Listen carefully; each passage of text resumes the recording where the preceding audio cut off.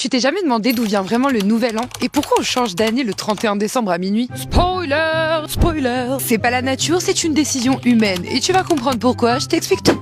Avant le 31 décembre, le nouvel an n'existait pas. En Mésopotamie, on célébrait la fête Akitu ou Akitu. Je sais pas trop comment ça se dit, mais attention, c'était au printemps. Ouais, t'as bien entendu. Et la fête Akitu était liée aux récoltes, à la saison et à la survie. Tu l'as compris, à la base, le nouvel an était lié à la nature et pas à une date. Donc pendant longtemps, à Rome, l'année commençait en mars. Truc de ouf quand on y pense. Puis en 153 avant Jésus-Christ, donc Isa alayhi salam, l'État romain décide, l'année commencera le 1er janvier. Attends, pourquoi le mois de janvier? Parce que Janus, accrochez-vous, c'est le dieu romain des débuts et des fins. Astaghfirullah. Bref, vous l'avez compris, là on passe de la nature à la politique et au symbole. Mais attendez parce que vous êtes pas prêts. Le calendrier part complètement en vrille et donc là, Jules César, ouais, lui que vous connaissez tous, arrive et dit stop!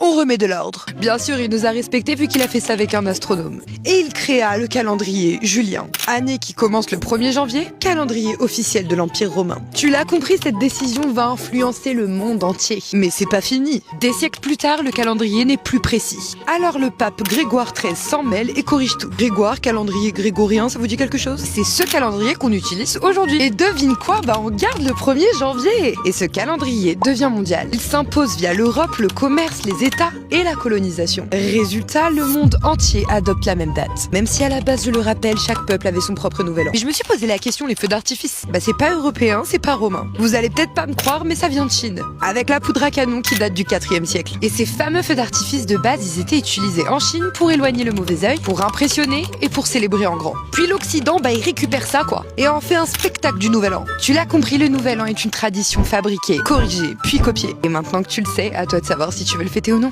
Me remercie pas.